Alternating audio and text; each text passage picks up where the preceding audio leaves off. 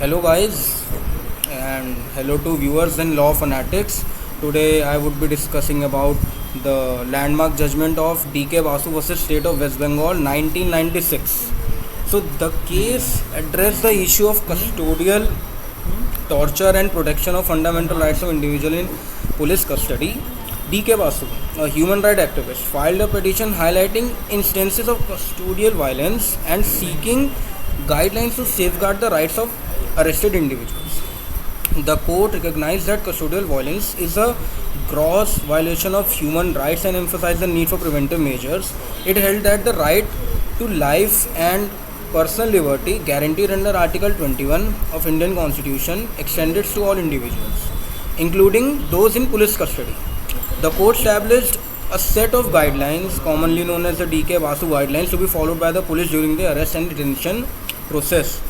And these guidelines include the requirement of a memo of arrest, the right to inform a friend or relative about the arrest, the right to be examined by a medical professional, and the prohibition of physical torture. The court emphasized the importance of maintaining accurate records, including the entry of the arrest in a register and providing the arrested person with a copy of same. It held the it actually held that failure to comply with these guidelines would lead to violation of an individual's fundamental rights and could result in legal action against the officials. So the judgment highlighted the responsibility of the state to protect the rights of its citizens and ensure that custodial violence is prevented and punished.